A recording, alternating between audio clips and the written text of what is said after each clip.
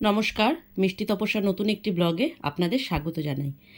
আমরা এবার সিকিম থেকে ফেরার পথে ভাবলাম যে শিলিগুড়ি বেঙ্গল সাফারিটা এবার করে যাই। মিষ্টিও রয়েছে আর বাঘ ভাল্লুক দেখে ও খুব মজাই পাবে। তো সেই মতো টিকিট কাটলাম। এই যে সাফারি বাস, যে বাসে করে আমরা সাফারি করেছি, অনেক রকম ভাবে সাফারি করা যায়। এটা আমাদের টিকিট 400 টাকা করে পার হেড লেগেছে। টিকিট কেটে আমরা 5 জন ছিলাম, 2000 টাকার টিকিট হয়েছে। আর 5 বছরের মিষ্টির টিকিট মিষ্টির টিকিটটা লাগেনি, তার কারণ 5 বছর অবধি ছাড় আছে। 5 বছরের ওপর থেকে তারপরে টিকিট লাগবে বাচ্চাদের। আশপাশটা খুব সুন্দর করে সাজানো গোছানো, খুব ভালো লাগছিল। কিন্তু সবথেকে যেটা বাজে লাগছিল সেটা হচ্ছে বৃষ্টি। সেদিন এত বৃষ্টি হচ্ছে, বুঝতেই তো পারছেন, বৃষ্টির মধ্যে ভীষণ বিরক্ত লাগে এইসব। হ্যাঁ, তাও করলাম। তার কারণ হচ্ছে এই রুটে অনেকবার এসেছি, কিন্তু বেঙ্গল সাফারি কখনো করা হয়নি। আর এবারে মিষ্টিও রয়েছে, আর ও একটুখানি বাচ্চা মানুষ, বুঝতেই পারছেন যে একটু দেখলে একটু মজা পাবে অ্যানিমেলস যদি দেখে। তো এর জন্যই আর সাফারিটা করা। তো যাই হোক, করেছি, খুব ভালোই লেগেছে। বৃষ্টি তো কী হয়েছে, আমরা তো ছিলাম গাড়ির ভেতরে। আশপাশটা খুব সুন্দর, সবুজে ঢাকা, খুব ভালো লেগেছে। তো আমাদের সাফারি যে বাস, সেই বাস আমাদের চলে যাচ্ছে।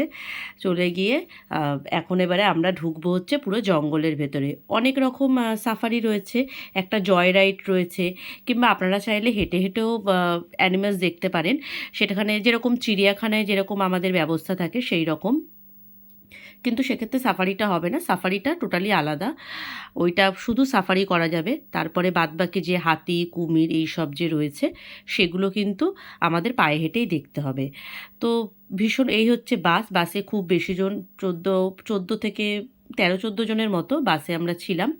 তো এই বাসে করে আমরা চলে যাচ্ছি আর পুরো জঙ্গলের ভেতরে। তো চলুন জঙ্গলের ভেতরে যাওয়া যাক।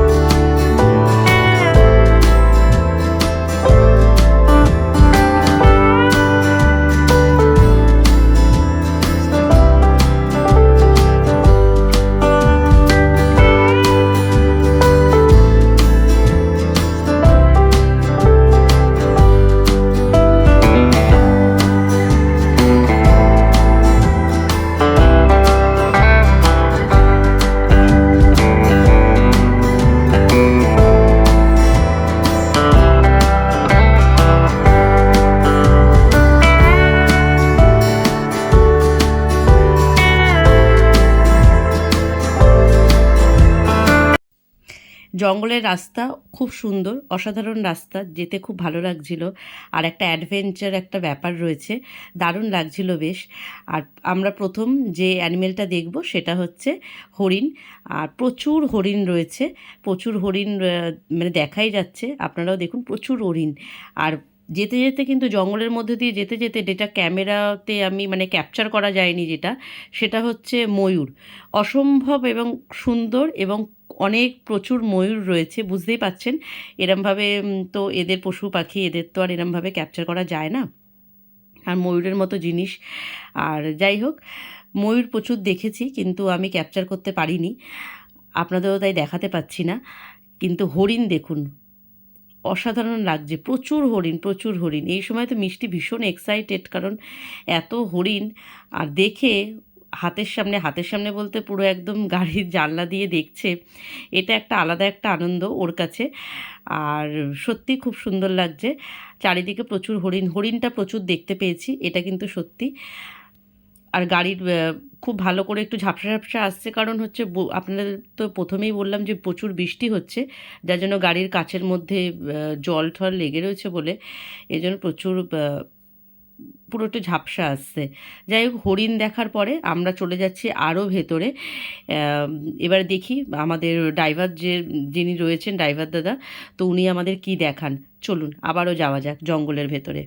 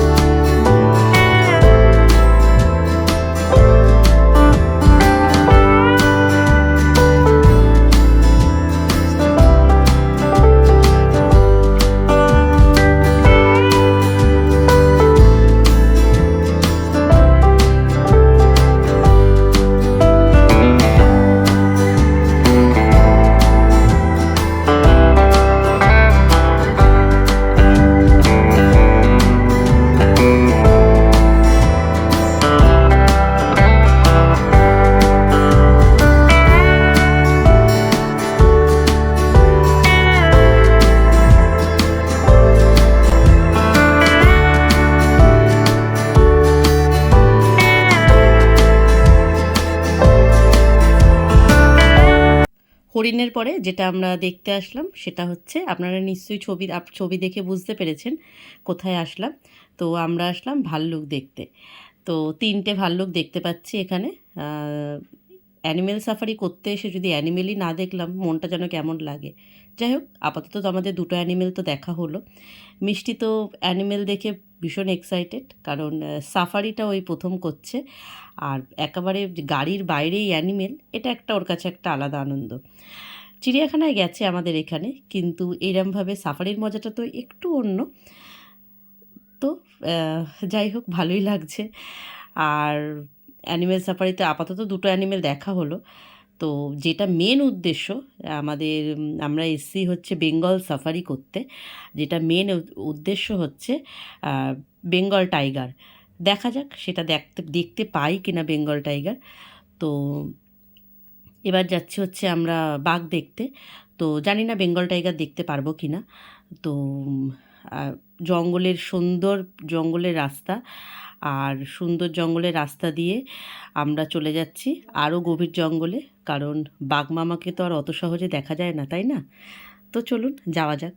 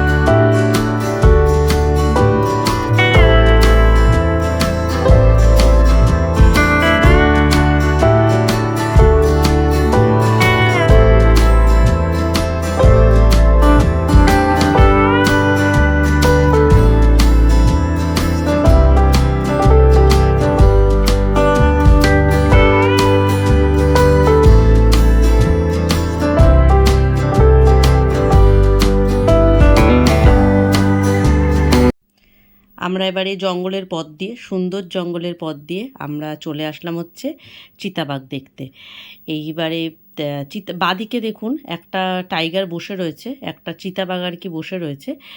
তো আমি ওই বাঘটাকে দেখে, আমি এই যে বাঁদিকে যে বসে রয়েছে, আমি ওকে পুরো শোপিসই ভেবেছি।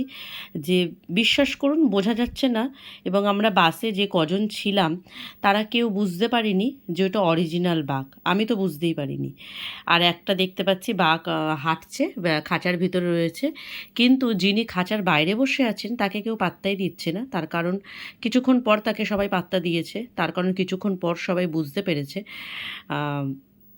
তো রাজার তো ব্যাপার স্যাপারই আলাদা, তাই না? আর যাই হোক, কিছুক্ষণ পর যখন বুঝতে পারলাম তখন হুমড়ি খেয়ে সবাই মিলে ওনার ছবি এবং ভিডিও করতে সবাই ব্যস্ত হয়ে পড়লাম। তার কারণ ওনাকে প্রথমে বোঝাই যায়নি যে উনি আর কি অরিজিনাল।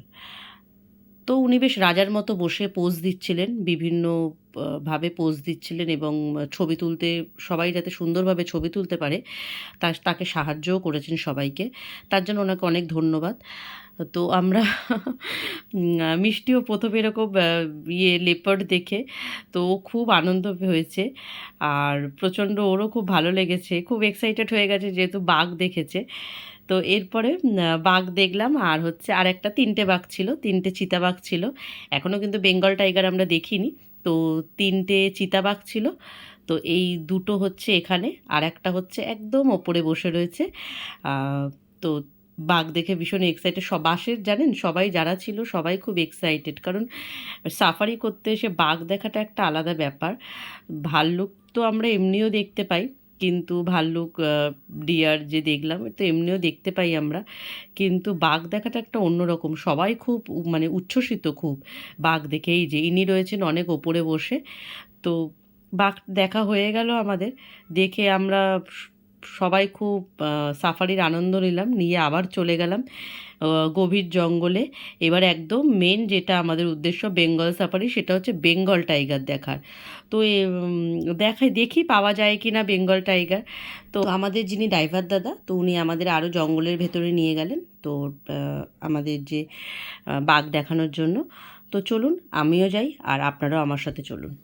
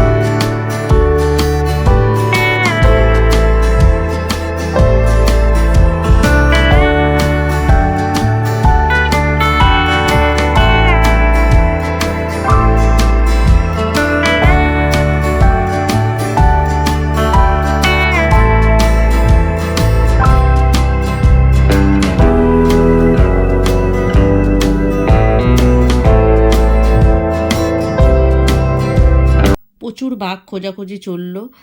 কিন্তু ওই দেখছেন ৩টে গাড়ি মিলে বাঘ খুঁজলো, কিন্তু কোথাও বাঘ খুঁজে পাওয়া গেল না শেষ মুহূর্ত অবধি। তো আমাদের এখানেই সাফারি শেষ হয়ে গেল। আর এইবারে আমরা বাইরে বেরিয়ে যাব, জঙ্গল থেকে বাইরে। কিন্তু জঙ্গলটা আমার খুব ভালো লেগেছে, খুব সুন্দর লেগেছে। জায়গাটা সত্যি খুব অ্যাডভেঞ্চারাস। তো যাই হোক, আমরা এতেই খুশি।